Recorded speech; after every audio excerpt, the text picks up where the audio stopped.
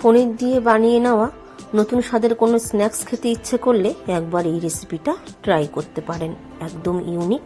নমস্কার বন্ধুরা, kitchen magic খাজানা চ্যানেলের আরও একটি নতুন পর্বে আপনাদের সবাইকে স্বাগত। আজ শেয়ার করব সম্পূর্ণ নিরামিষভাবে বানিয়ে নেওয়া পালং পনিরের চপ, যা এই শীতের সন্ধ্যায় মুড়ির সাথে একদম জমে যাবে। এই চপ বানাতে খুব বেশি পনিরের প্রয়োজন পড়ে না, আর তার সাথে পালং শাকও খুব বেশি কিন্তু লাগে না।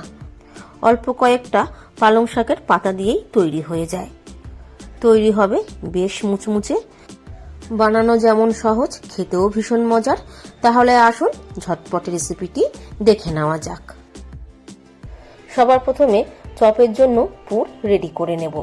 ওভেনে একটা ফ্রাই প্যান বসিয়ে দিয়েছি, এর মধ্যে দিয়ে দিচ্ছি 2 থেকে 3 চামচ সাদা তেল। তেল প্যানের গায়ে ভালো করে ছড়িয়ে দেওয়ার পর তেল মাঝারি গরম হয়ে গেলে হাফ টিস্পুন গোটা সাদা জিরে,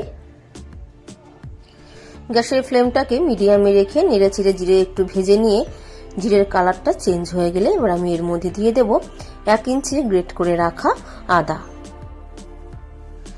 আদা এখানে গ্রেট করে নিয়েছি, আপনারা চাইলে আদা বাটাও ব্যবহার করতে পারেন। সাথে সাথেই আমি দিয়ে দিচ্ছি হাফ টিস্পুন হলুদ গুঁড়ো। এই সময় গ্যাসের ফ্লেমটাকে একদম লোতে করে দেব আর নেড়ে চেড়ে 15 থেকে 20 সেকেন্ড একটু ভেজে নিয়ে দিয়ে দেব সিদ্ধ করে রাখা 2টো মাঝারি সাইজের আলু। 2টো মাঝারি সাইজের আলু খোসা ছাড়িয়ে প্রেসার কুকারে 3 থেকে 4টে সিটি দিয়ে আলু সিদ্ধ করে নিয়েছি। গ্যাসের ফ্লেমটাকে আমি আবারও মিডিয়ামে রেখে নেড়ে চেড়ে ভালো করে মিশিয়ে নেব।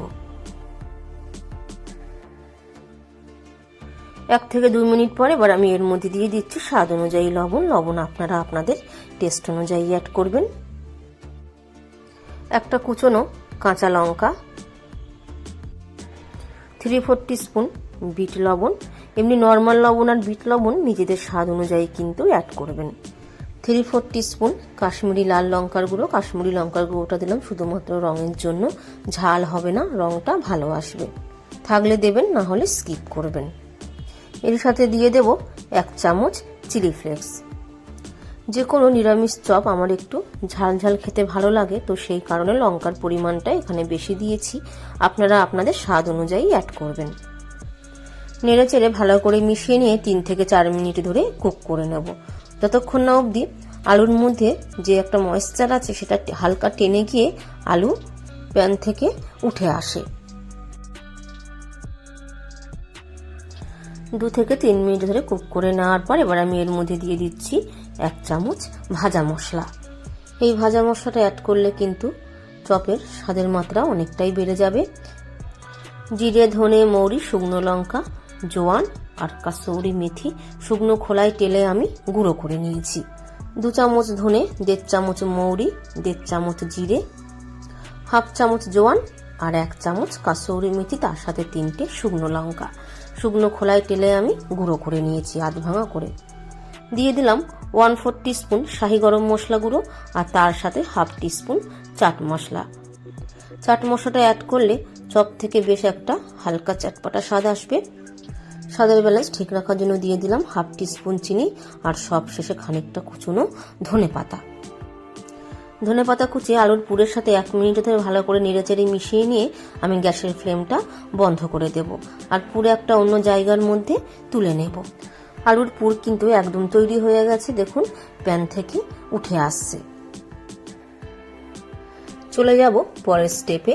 বেসনের ব্যাটারটা রেডি করে নেব। একটা বড় জায়গার মধ্যে নিয়ে নিচ্ছি মেজারমেন্ট কাপ মেপে হাফ কাপ বেসন, ওজনে আছে 150 গ্রাম। চপ ক্রিস্পি আর মুচমুচে হওয়ার জন্য দিয়ে দেব বাড়িতে থাকা মাঝারি সাইজের চামচ মেপে 1 চামচ কর্নফ্লাওয়ার। কর্নফ্লাওয়ারের জায়গায় আপনারা এখানে অ্যারারুটও ব্যবহার করতে পারেন কিংবা চালের গুঁড়ো ব্যবহার করতে পারেন। দিয়ে দেব হাফ টিস্পুন জোয়ান, 3/4 টিস্পুন হলুদ গুঁড়ো, স্বাদ অনুযায়ী লবণ। শুকনো উপকরণগুলো চামচের সাহায্যে ভালো করে মিশিয়ে নিয়ে তারপর অল্প অল্প করে জল অ্যাড করে একটা মিডিয়াম থিকনেসের ব্যাটার রেডি করে নেব।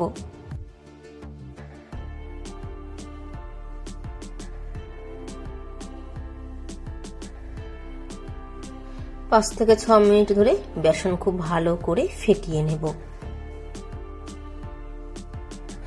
5 থেকে 6 মিনিট ধরে বেসন খুব ভালো করে ফেটিয়ে নিয়েছি। একটা স্মুথ ব্যাটার রেডি হয়ে গেছে আর ব্যাটারের কনসিস্টেন্সি এরকম থাকবে। এবার ঢাকনা দিয়ে চাপা দিয়ে রেখে দেব 10 থেকে 15 মিনিটের জন্য। চলে যাব পরের স্টেপে। এখানে একটা ছোট প্লেটের উপরে আমি নিয়ে নিয়েছি প্রায় 150 গ্রাম পনির। পনির আমি এইভাবে সরু সরু করে লম্বা করে কেটে নিয়েছি। চপের জন্য নিয়ে নিয়েছি বেশ কয়েকটা পালং শাকের পাতা, একদম জল দিয়ে ধুয়ে পরিষ্কার করে নিয়েছি। পাতাগুলো জল দিয়ে ধুয়ে নেওয়ার পরে সুতির কাপড় দিয়ে হালকা মুছে নিয়েছি। এবার হাতের উপরে একটা করে পালং পাতা তুলে নিয়ে পাতার উপরে আমি পাতলা করে ছড়িয়ে দেব আলুর পুর। অল্প একটু করে আলুর পুর নিয়ে পাতার চারদিকে বেশ ভালো করে আঙুলের সাহায্যে হালকা হাতে প্রেস করে পাতলাভাবে ছড়িয়ে দেব। পাতার উপরে আলুর পুর পাতলা করে ছড়িয়ে দেওয়ার পর এবার দিয়ে দেব একটা পনিরের টুকরো। পাতাটা ধরে এইভাবে রোল করে নেব। রোল তৈরি হয়ে গেছে। আলুর পুর আছে বলে পাতাটাও বেশ সুন্দরভাবে আটকে যাবে। সবগুলো রোল একইভাবেই বানিয়ে নেব। সব কটা পনির পালংয়ের রোল তৈরি হয়ে গেছে। এবার এইভাবে এক একটা রোল তুলে নিয়ে আমি বেসনের ব্যাটারে ডুবিয়ে সাদা তেলে ফ্রাই করে নেব। চপগুলো ভাজার আগে বেসনের মধ্যে আমি দিয়ে দেব 1/4 টিস্পুন বেকিং সোডা বা খাবার সোডা। ভালো করে চামচের সাহায্যে নেড়েচেড়ে মিশিয়ে নেব। এবার এই পনির পালং রোল এইভাবে ব্যাটারের মধ্যে ভালো করে ডুবিয়ে তেলের মধ্যে ছেড়ে দেব। ভাজার জন্য কড়াইতে আগে থাকতে সাদা তেল বসিয়ে দিয়েছি। তেল কিন্তু এখানে মাঝারি গরম করে নিতে হবে।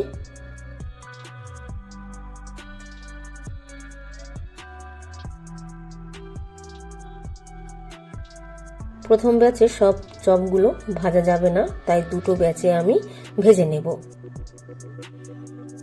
গ্যাসের ফ্লেমটাকে মিডিয়ামে রেখে উল্টে পাল্টে হালকা ব্রাউন কালার করে ভেজে নেব।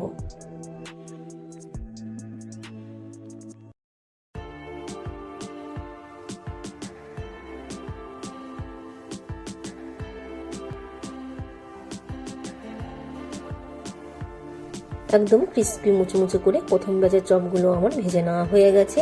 ছান্তার সাহায্যে তুলে নিয়ে ভালো করে তেল ঝরিয়ে অন্য একটা জায়গার মধ্যে নিয়ে নেব।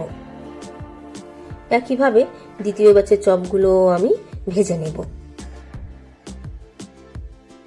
দ্বিতীয় ব্যাচের চপগুলো আমার ভেজে নেওয়া হয়ে গেছে। এগুলো এবার একটা একটা করে তুলে নেব। গ্যাসের ফ্লেমটাকে মিডিয়ামে রেখেই কিন্তু চপগুলো আমি ভেজেছি। আর প্রতিটা ব্যাচে চপগুলো ভাজতে আমার 3 থেকে 4 মিনিটের মতন সময় লেগেছে। সব চপগুলো ভেজে নেওয়ার পর একটা প্লেটের উপরে আমি সাজিয়ে নিচ্ছি। সন্ধেবেলায় গরম গরম মুড়ির সাথে পরিবেশন করব। একটা পনির পালংয়ের চপ মাঝখান দিয়ে কেটে আপনাদেরকে দেখাচ্ছি। দারুণ কিন্তু হয়েছে, একদম ক্রিস্পি আর মুচমুচে। পরিবেশনের আগে চপগুলোর ওপরে একটু বিট লবণ আর চাট মশলা ছড়িয়ে পরিবেশন করব। অনুরোধ রইল রেসিপিটা বাড়িতে অবশ্যই ট্রাই করবেন। যে কোনো নিরামিষ দিনেই আপনারা এটা সন্ধ্যের জলখাবার হিসেবে বানিয়ে নিতে পারেন। আর কমেন্ট বক্সে জানাতে ভুলবেন না কেমন হয়েছে। যদি আমার রান্নার রেসিপি আপনাদের ভালো লাগে তাহলে ভিডিওটিতে একটি লাইক দেওয়ার অনুরোধ রইল। আর চ্যানেলে যদি নতুন বন্ধু হয়ে থাকেন চ্যানেলটি সাবস্ক্রাইব করে নেওয়ার অনুরোধ রইল।